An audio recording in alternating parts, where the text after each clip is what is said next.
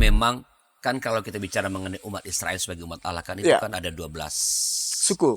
Iya. Nah, apakah memang orang Yahudi yang sekarang ini yang disebut sebagai atau yang terhimpun dalam negara Israel memang representasi dari ke-12 suku itu, Pak Darwin?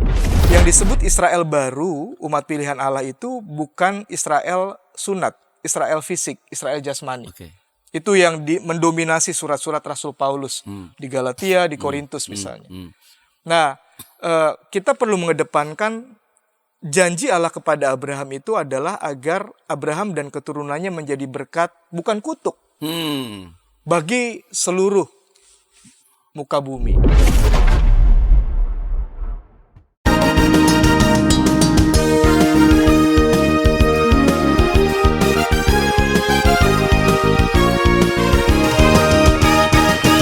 Sahabat DKB, kita kembali berjumpa dalam acara Gema Kasih Indonesia, sebuah program yang membahas isu-isu sosial politik kemasyarakatan dan tentu saja dilihat dari perspektif teologis Kristiani.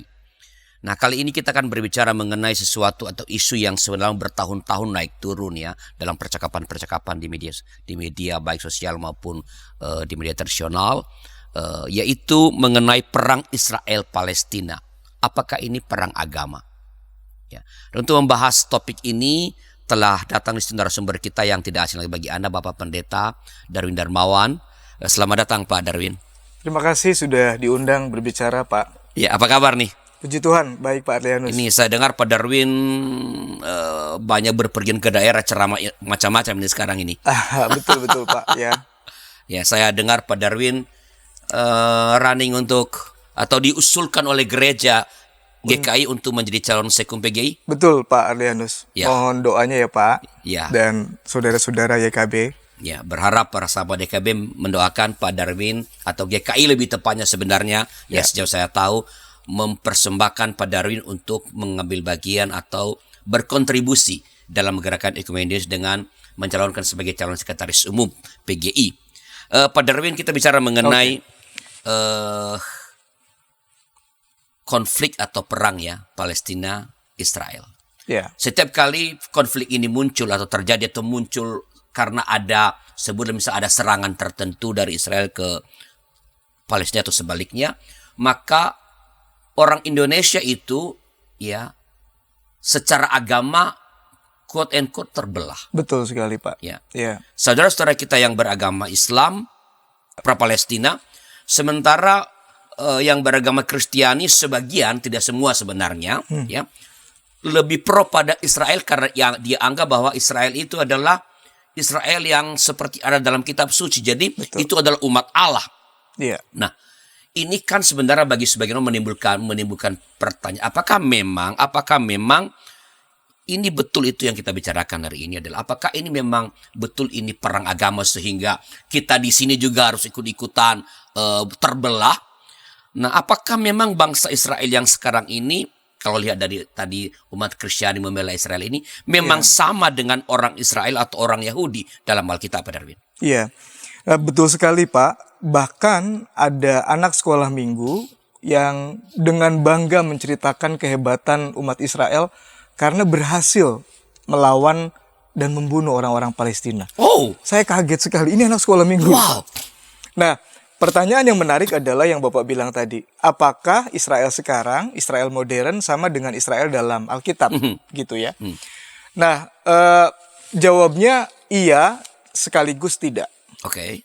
Iya, karena sebagian orang Israel modern itu adalah orang-orang yang menjadi ahli waris dari janji Allah kepada Abraham di Kejadian 12. Sebagian. Kenapa saya sebut sebagian adalah ahli waris janji Allah kepada Abraham? Karena orang-orang ini adalah orang-orang yang memegang betul perjanjian Allah kepada Abraham, yang menjanjikan Abraham dan keturunannya itu menjadi berkat bagi bangsa-bangsa. Nah, di antara mereka adalah orang-orang yang disebut sebagai Yudaisme, meyakini betul mereka garis keturunan Abraham. Tetapi Yudaisme sendiri kan juga menjadi problematik bagi orang Kristen. Kenapa? Karena orang-orang yang mengakui Abraham sebagai bapak mereka, bapak dari Bapak iman, bapak orang beriman, kan tidak percaya Tuhan Yesus. betul. Jadi problematik kalau kemudian orang Kristen mengidentikan Israel modern sekarang dengan umat pilihan Allah. Pak Arlianus, saya nggak ada DNA Yahudi kan? Betul.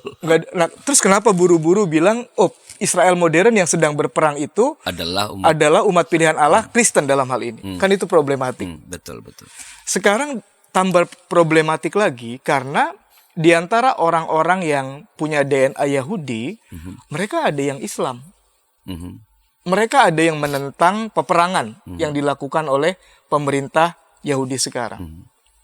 Jadi secara tegas saya mau bilang, Israel modern yang sekarang ini berperang dengan saudara-saudara di Palestina tidak bisa disamakan dengan umat beriman yang ada dalam kitab suci Perjanjian Lama dan Perjanjian Baru. Nah, apakah memang, kan kalau kita bicara mengenai umat Israel sebagai umat Allah, kan itu kan ada 12 suku. Iya. Nah, apakah memang orang Yahudi yang sekarang ini yang disebut sebagai atau yang terhimpun dalam negara Israel memang representasi dari ke-12 suku itu, Pak Darwin? Sebagai umat Allah. Kalau di Alkitab sendiri kan Yehuda, garis keturunan Yehuda yang kemudian menjadi umat pilihan Allah. Umat pilihan Allah. Umat terpilih di antara umat pilihan 12 suku ini, ya. Nah, karena itu dengan tegas kita bilang tidak semua juga dari ke-12 suku ini juga menjadi umat terpilih di antara umat pilihan. Jadi orang-orang Yahudi yang ada di negara Israel sekarang ini adalah lanjutan dari sebelah Israel Selatan yang ibu kotanya Yehuda. Iya. Kalau kita pada zaman Nabi-Nabi begitu. Iya, kalau kita mau strict pada definisi Yehuda Yahudi ya Pak ya. Tetapi yang disebut sebagai orang-orang Israel Yahudi adalah ya ke-12 suku dari keturunan Yakub ya Pak ya. Ya. Nah, ini yang bermasalah. Apakah mereka adalah umat pilihan? Ketika mereka membunuh, ketika mereka berperang. Betul. Ya, nah ini pertanyaan penting yang. Tapi kan orang bisa selewengkan juga itu, Pak Darwin. Kan gimana? Umat pilihan Allah juga, dia kan berperang membunuh juga. Nah, iya. Saya setuju. Di Alkitab Perjanjian Lama itu ada istilah Ibrani yang disebut kerem. Kerem itu perang suci. Memang kita banyak sekali menemukan ayat-ayat di dalam Alkitab Perjanjian Lama yang di dalamnya Allah memerintahkan membumi hanguskan, jangan menyisakan satu orang pun, bahkan menghabiskan ternak, jangan ada yang diambil. Kerem. Tapi itu perlu dimaknai dalam terang proses Tuhan membentuk umat Israel. Bukan itu kan ujungnya. Betul. Dalam keadaan ketika mereka baru masuk ke tanah Kanaan, kalau mereka berkompromi dengan masyarakat sekitar, hilang. Allah khawatir. Kamu nggak habis kamu gitu ya, ditelan oleh bangsa lain di sekitarmu. Termasuk identitas mereka juga sebagai umat Allah akan hancur oleh kekuatan budaya-budaya yang sudah mapan ya, lebih mapan pada waktu itu. Betul. Maka kerem harus dimaknai dalam terang proses Tuhan membentuk umat pilihannya. Dan ujungnya kan Yesus sendiri yang meredefinisi hukum-hukum dalam Taurat. Tidak mengganti, tidak membatalkan. Tetapi memaknai secara baru. Misalnya, ada tertulis mata ganti mata, gigi ganti gigi. Tapi aku berkata kepadamu. Bahkan ngomong jahil kepada saudaramu saja. Sama dengan membunuh. Kamu sudah membunuh. Iya. Gitu. Nah, ini kan sebetulnya yang harus kita pegang ketika kita melihat dengan kacamata kita sekarang. Apakah umat Israel yang berperang itu adalah umat Allah? Nah, saya berharap ini Pak Darwin bisa memberi deskripsi yang lebih jelas lagi, nggak sih, supaya jelas bagi para sahabat DKB. Apakah tadi udah Pak Darwin sebenarnya sudah mulai menyinggung. Apakah orang-orang Israel zaman modern ini negara adalah homogen nggak? Nah, tadi kan udah mulai singgung ada agama. Apakah memang homogen begitu? Baik. Ini menarik. Di dalam sosiologis masyarakat Israel di Palestina, keberadaan mereka juga tidak homogen, Pak. Ya, tidak homogen misalnya dari sisi kelahiran, ada yang lahir di Palestina, ada yang lahir di luar sebagai Yahudi diaspora. Dari sisi agama, ada di antara mereka yang mayoritas tentu Yudaisme. Lalu yang kedua itu ada yang Islam. Cukup ada banyak yang Islam ya. Cukup banyak, ke persentase kedua, tidak sebesar Yudaisme tentu saja. Ada juga Kristen, lalu ada juga agnostik. Nah, dari sisi ideologi, sebagian besar mereka adalah penganut Zionisme.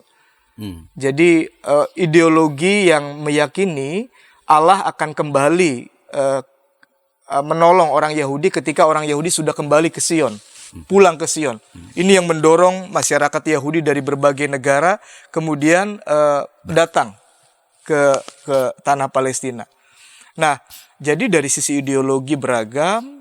Ada yang Zionis, ada yang menentang Zionis. Ada yang beragam, dari sisi agama juga beragam. Ada agnostik, ada Kristen, ada Muslim, ada Yudaisme. Dari sisi dilihat dari tanah kelahiran, ada yang lahir di sana, ada yang kemudian lahir dari Yahudi diaspora. Jadi sangat beragam, Pak. Nah, saya ingin sedikit tentang soal agama tadi, agama dari para penduduk. Kalau kalau kita lihat ya, di Indonesia kan secara resmi nggak ada orang beragama Yahudi. Ya. Dan, resmi tidak. Ya. Dan kalau ada perang Palestina, silakan yang muncul itu adalah pro kontra antara orang beragama Kristen dan beragama Islam. Ya. Di Israel sendiri, seberapa banyak sih sebenarnya, atau lebih banyak mana orang Israel yang beragama Islam atau yang beragama Kristen?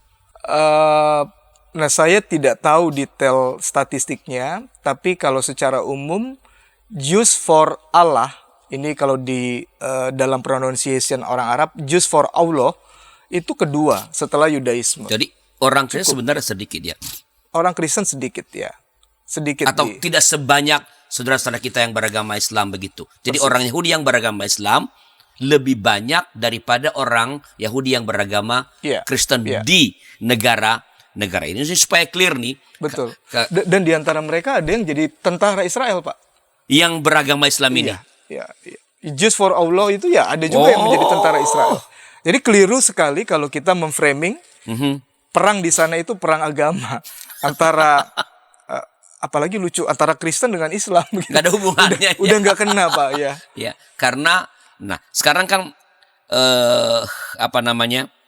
sebelum kalau ini sendiri, kalau Palestina sendiri gimana? Apakah memang orang Palestina itu semuanya beragama Islam kah? Orang Palestina semua beragama Islam tidak juga, mayoritas Islam karena orang Arab di sana. Tetapi rasanya ada yang karena menikah, karena keyakinan agama, kemudian mereka punya keyakinan yang berbeda di luar Islam. Ya, ini kan sama seperti semua masyarakat di dunia yang beragama. Kadang-kadang kita punya stereotip kalau etnis tertentu identik dengan agama tertentu. Di Mesir misalnya ada orang-orang Kristen. Ya, sama rasanya di Palestina juga. Tapi persentasenya tentu tidak sebanyak dari masyarakat Palestina yang Muslim. Jadi berarti orang-orang Palestina itu seingat saya istrinya Yasser Arafat, itu tokoh pergerakan Palestina, pembebasan Palestina itu beragama Kristen. Betul, Pak. Iya, Palestinian Liberation Organizations, istrinya orang Kristen. Berarti suami istri saja bisa berdamai itu kan?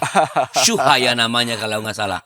Syuhaya, iya. Jadi artinya di Israel itu penduduk Israel agama nomor 2-nya adalah Islam, bukan Kristen. Dan di Palestina sendiri ada umat Kristiani. Jadi kalau perang antara Israel dan Palestina, di sini ada Kristen, di sana ada Islam. Yang mengatakan Palestina adalah Islam, ada Kristennya justru. Yang mengatakan Israel adalah mesti dibela oleh Kristen, justru di sananya penduduk Islam lebih banyak daripada orang beragama Islam, lebih banyak daripada orang beragama Kristen. Jadi agak sedikit naif ya kalau kita mengatakan, atau kalau sentimen keagamaan dibawa ketika dalam merespons perang di sana. Betul, Pak. Nah, tapi ini kan sejarah panjang, Pak Darwin. Sejak kapan sih sebenarnya perang Nah. Ini saya sejak saya SD berita tentang perang ini itu masih dari TVRI dulu. Betul, Pak. Ya, betul. Itu sudah ada. Nah sekarang saya udah mau emeritus masih ada beritanya. Sejak kapankah perang antara sebutlah atau konflik lah antara Palestina dan dimulai? Setelah berapa informasi berikut ini?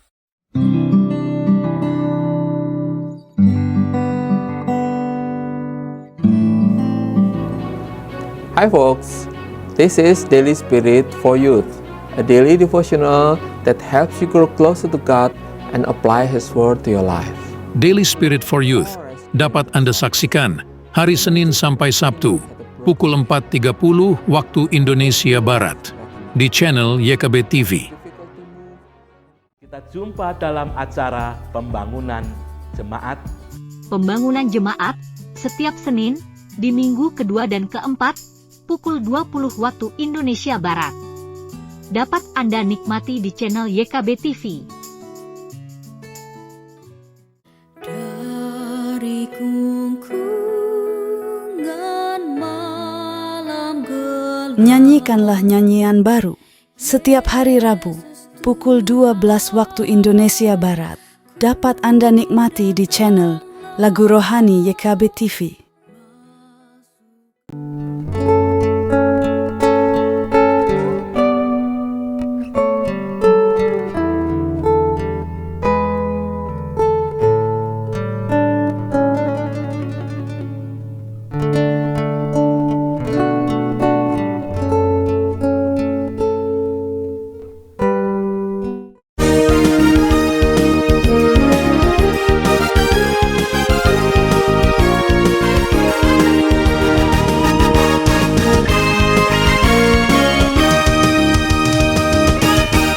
Masih dalam acara Agama Kasih Indonesia dengan saya, Pendeta Darius Larus, bagaimana percakapan kita, dan kita bicara tentang perang Israel Palestina, perang agama kah, dengan narasumber kita Bapak Pendeta Darwin Darmawan, Pendeta GKI, Sekretaris 1 BPMSW GKSW Jawa Barat.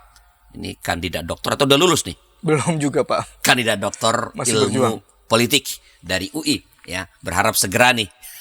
Terima kasih, segera, Pak. ya, segera bisa di wisuda. Jadi nanti di sini kita nggak ngomong kandidat dokter lagi. Nah, Pak Darwin, tadi di segmen pertama kan saya titip pertanyaan tentang sejarah nih, Pak. Sejak kapan sih konflik Israel Palestina ini terjadi? Iya. Sebagaimana umum diketahui, banyak orang Yahudi itu menjadi Yahudi diaspora. Mereka ada di Eropa, di Jerman, ya pernah mengalami pengalaman yang sangat traumatis karena mereka dibunuh, dianiaya, dan itu membekas sekali. Nah, masyarakat Yahudi diaspora ini punya keyakinan untuk melihat tanah Palestina itu sebagai tanah Kanaan, tanah perjanjian, dan mereka kembali. Selain tadi ada kelompok Zionis yang ingin Allah datang, dan itu ditandai dengan kembalinya masyarakat Yahudi diaspora ke Sion. Ya. Okay. Nah, karena itu mulai 1910-1920 dengan dukungan Inggris, gerakan Zionisme ini mendorong migrasi besar-besaran Yahudi diaspora dari Eropa, Afrika, Amerika, Asia untuk ke Palestina. Nah, ketika itu terjadi sebetulnya kan sudah ada masyarakat Arab Palestina yang mendiami tempat itu. Nah, saya tidak persis tahu, tetapi menurut hukum internasional, sebetulnya mereka sudah tidak punya legalitas lagi untuk menganggap tanah perjanjian ini sebagai negara mereka. Mereka ini adalah orang-orang Yahudi diaspora ini. Yahudi diaspora. Okay. Nah, waktu Zionisme datang, kemudian muncul penguatan identitas sebagai reaksi balik dari masyarakat Palestina. Mereka kemudian mengidentikan mereka sebagai masyarakat atau bangsa Palestina. Masyarakat Arab yang ada di Palestina atau tanah Kanaan ini. Nah, orang-orang Yahudi datang, terjadi penguatan identitas, lalu mulai konflik-konflik itu terjadi. Nah, selanjutnya di tahun 1948, 1967, itu terjadi perang besar, perang Arab Israel, 48-67. Dan ini dampaknya sangat masif, karena bukan saja masyarakat Palestina berperang melawan pendudukan Israel, tetapi juga bangsa-bangsa Arab, Mesir, ya, lalu beberapa Yordania, Suria. Nah, mereka bersatu melawan bangsa Israel yang dianggap melakukan invasi atau pendudukan di tanah Palestina. Nah, sebagai akibatnya, masyarakat Palestina yang sudah tinggal lama di sana kemudian pergi ke migrasi. Ada yang ke Yordania, ke Libanon, ke Suria. Lalu mereka bahkan menjadi pengungsi yang stateless, tidak punya keluarga negaraan. Apa latar belakangnya begitu, Pak, perangnya, Pak? Jadi sangat panjangnya, itu tadi sejak tahun 1920 ya. 1920. Lalu ada perang 48 sama 67. Iya, Ya, iya. perang besar itu ya, perang Teluk ya. Perang Arab. Perang Arab. Ya, ya. Kemudian berkembang sampai saat ini. Ya. Oke, Pak Darwin. Ya. Tadi di segmen pertama tadi kan saya meminta Pak Darwin menjelaskan tentang komposisi di negara Israel. Nah, saya ingin, bisakah Pak Darwin memberikan terutama ini komposisi yang lebih lebih detail ya, tentang penduduk Israel, supaya ini menurut saya ini penting. Begitu kita tahu jumlah persentasenya ini mungkin akan menjadi clear bagi kita untuk mengatakan, untuk menjudge apakah ini memang pantas disebut sebagai perang agama dan apalagi antara Islam dengan Kristen di Indonesia. Pak Darwin, gimana komposisi detailnya? Baik, saya melihat supaya tidak salah ya. Nah, jadi sekali lagi di Israel itu penduduknya tidak homogen, hanya orang Yahudi. Dari sisi etnis, penduduk Israel terdiri dari 9.315.942 orang. Banyak-banyak amat ya? Enggak, kecil Pak, kecil. Tetapi kehebatan mereka luar biasa. Luar biasa. Ya. Nah, dari 9 juta sekian itu 74,9% etnis Yahudi, 21,1% etnis Arab, dan sisanya penduduk dari berbagai etnis. Jadi Arab 21%. 21%. Sangat signifikan sebenarnya. Ya. Dan ini kan dari awal sudah ada di Alkitab. Ishak dan Ismail ya. Ya, mereka saudara sebetulnya. Ya. Lalu etnis Yahudinya sendiri yang 74,9% tadi juga heterogen. Ya, tadi saya sudah bilang ada Yahudi Sabra, mereka lahir di sana mayoritas, tapi juga ada Yahudi Aliyah, ini istilahnya Yahudi yang migran, diaspora yang kembali dari berbagai tempat dengan dukungan pemerintah Inggris waktu itu. Nah, sama-sama etnik Yahudi, tetapi mereka berasal dari berbagai macam kelompok juga. Ya, saya sebut misalnya Mizrahi, Sephardi, Askenazi, Beta Israel. Dan pandangan-pandangan mereka terkait dengan Zionisme juga berbeda. Beragam pandangannya. Beragam. Agama juga sama. 78% memang Yudaisme. Tapi dari 78% ini yang benar-benar Yudaisme tulen, garis keras, moderat, itu juga kan beragam. Masih terbagi lagi di dalamnya ya. Masih sangat kaya. Yang setuju dengan perang, tidak setuju dengan perang juga beragam. Yang kedua menariknya, 18% itu umat Islam, Pak. Umat Islam. 18%. Umat beragama Islam. Tapi berarti sebenarnya tadi kalau tadi kan etnis Arab itu 21%. Berarti tidak semua etnis Arab beragama Islam di sana. Ya, ada yang Kristen, ada yang Yudaisme. Karena berbagai latar belakang. Kristen sendiri berapa persen? Kristen yang ketiga ya Pak ya, dia ya mungkin sekitar 5 nggak sampai kali ya, nggak terlalu dibandingkan dengan yang beragama Islam dan Yudaisme ya. Atau 2% malah mungkin ya.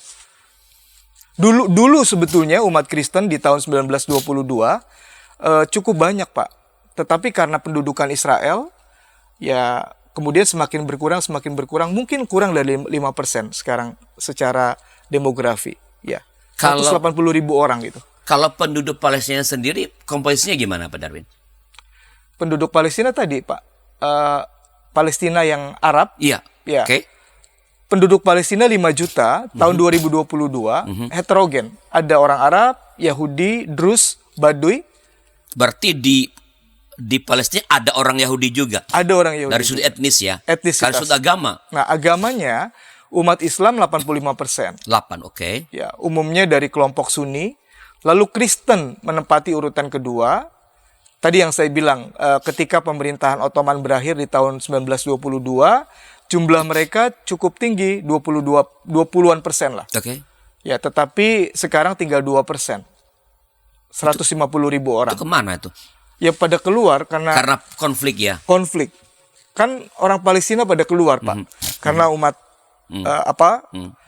bukan umat pilihan saya ngomongnya, karena orang Yahudi masuk gitu ya, semakin banyak meluas dan seterusnya. Mereka keluar. Nah, ada juga agama Druze. Ini 2%. Yang lain ya beragam. Jadi demografi penduduk Palestina sendiri juga sangat diverse.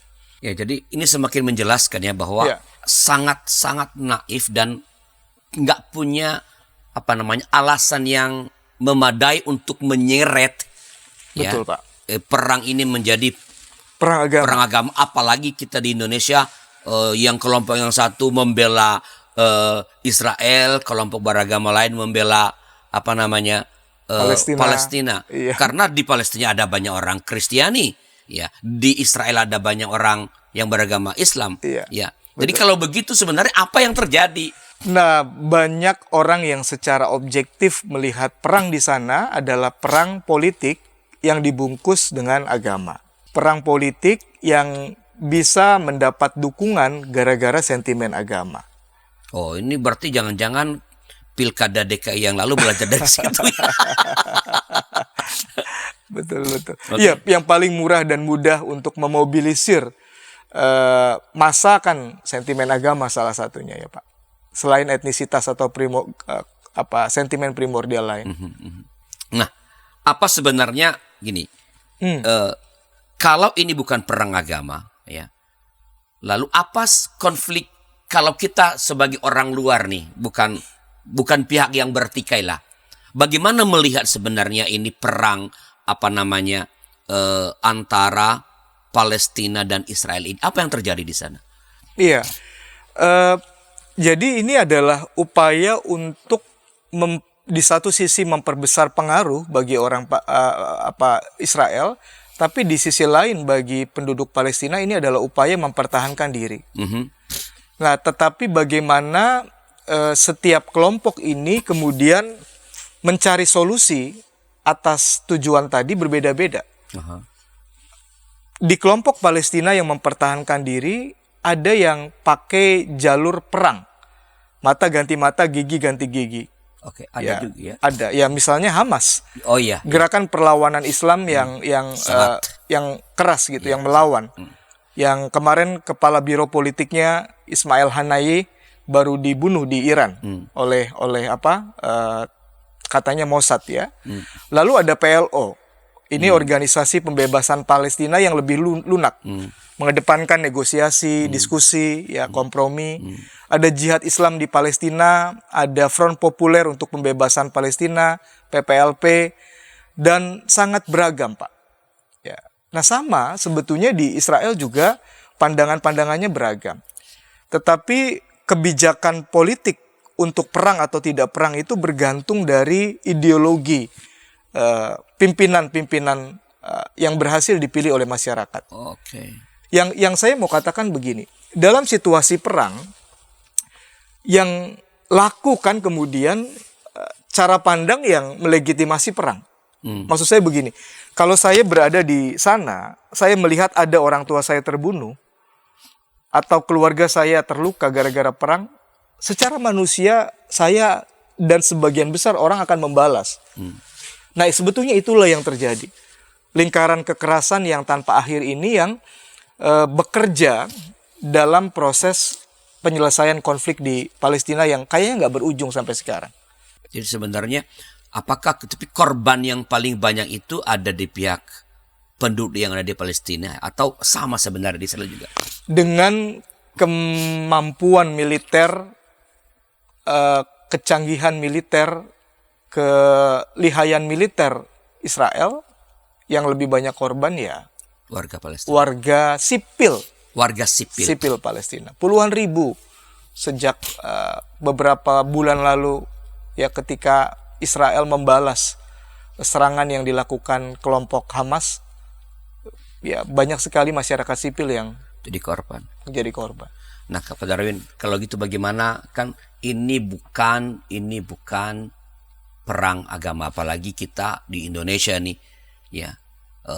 Jangan dibawa isunya, kalau mau membela jangan membela karena isu agama, karena itu tidak ada hubungannya dengan isu agama. Pembelaan itu bagi korban ya harus, tapi bukan. Nah, bagaimana sebaiknya kita di Indonesia atau secara khusus umat Kristiani sebenarnya menyikapi konflik atau perang antara Israel dan Palestina ini? Iya, rasanya semua pihak perlu melihat ini secara objektif, lalu memakai iman yang dimiliki masing-masing agama untuk mengedepankan kemanusiaan, perdamaian, solidaritas. Rasa-rasanya prinsip atau imperatif etis di semua agama mengedepankan perdamaian, membela kemanusiaan, solidar terhadap mereka yang lemah, dan seterusnya dan seterusnya. Jadi lihatlah perang di sana sebagai perang terhadap kemanusiaan. Kita tidak mentolerir tentara Israel yang membunuh, sebaliknya kita tidak mentolerir kekerasan yang dilakukan Hamas atas nama membela misalnya. Nah, sebab apa? Sebab kalau kita melegitimasi salah satu, lingkaran kekerasan ini nggak pernah putus nih Pak. Jadi di Indonesia mestinya kita memandang ini sebagai tragedi kemanusiaan, dan kita bersama-sama memperjuangkan perdamaian, tidak berpihak karena sentimen apapun. Sekarang yang terakhir kali Pak, pertanyaan saya. Ya. Bagaimana kita mestinya melihat kecenderungan atau apa nasihat pastoral Pak Darwin terhadap umat Kristiani yang cenderung menyamakan saja Israel kitab suci dengan Israel negara sekarang ini sebagai umat pilihan Tuhan? Iya, pada satu sisi kita perlu mengakui kontinuitas perjanjian Allah kepada umat Israel. Keberadaan orang Kristen itu tidak lepas dari janji Allah kepada umat Israel. Jadi kita tidak menolak itu. Nah, tapi pada sisi lain kita tidak boleh hanya mengedepankan kontinuitas, tapi juga ada diskontinuitas. Maksudnya begini, yang disebut Israel baru, umat pilihan Allah itu bukan Israel sunat, Israel fisik, Israel jasmani.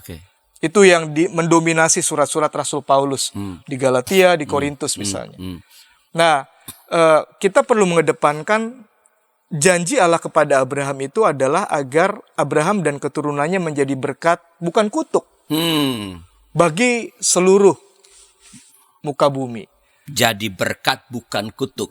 Iya. Nah, perang itu, membunuh itu, membinasakan itu, membenci itu kan kutuk terhadap wajah Allah di dalam manusia apapun etnis dan agamanya. Nah, bagaimana kita menjadi berkat, itu yang perlu kita dorong dan doakan. Termasuk kalau ada di antara saudara yang meyakini Israel modern adalah bagian dari pilihan Allah, silakan. Tapi itu enggak. Baru 50%. 50% lagi agar mereka jadi berkat, bukan membunuh. Nah, kalau saya sendiri meyakini yang disebut umat pilihan Allah adalah mereka yang percaya kepada Kristus. Dan imperatif Kristus adalah perdamaian, bukan permusuhan. Terima kasih Pak. Jadi jelas bahwa kita tidak boleh begitu saja menyamakan Israel, umat Allah dalam kitab suci, dengan Israel modern. Ya. Dan umat Allah itu bukan Israel sebenarnya, kalau kita adalah mereka yang percaya kepada Allah di dalam Yesus Kristus. Ya. Jadi dan kedua tadi yang penting sekali dari Pak Darwin bahwa ya umat Allah itu ya jadi berkat. Kalau udah mendatangkan kesengsaraan apalagi kematian bagi bagi orang lain, itu sudah merendahkan wajah Allah dalam diri sesama. Dan kalau tidak bisa menjadi berkat, berarti ia juga atau siapapun termasuk kita tidak pantas juga disebut sebagai umat Allah, karena imperatifnya adalah menjadi berkat. Menjadi berkat apa tadi? Perdamaian, solidaritas, keadilan. Baik Pak Darwin, terima kasih atas sharingnya kepada kita dan pada sahabat. Itulah percakapan kita pada hari ini mengenai perang antara Israel dengan Palestina. Ingat, ini bukan perang agama. Ya, memang orang memakai sentimen agama untuk mendapatkan dukungan, tapi ini bukan. Jadi jangan kita ikut-ikutan dalam membela karena sentimen agama. Kalau kita menyatakan pembelaan kita, lakukanlah itu karena membela yang tertindas, membela kemanusiaan, bukan membela karena identitas keagamaan tertentu. Terima kasih. Bila ada masukan-masukan silakan kirim ke kami lewat nomor 0812 8188 9191. Terima kasih Pak Darwin sekali lagi. Terima kasih Pak Arlianus. Sampai jumpa sahabat pada episode berikutnya. Tuhan memberkati.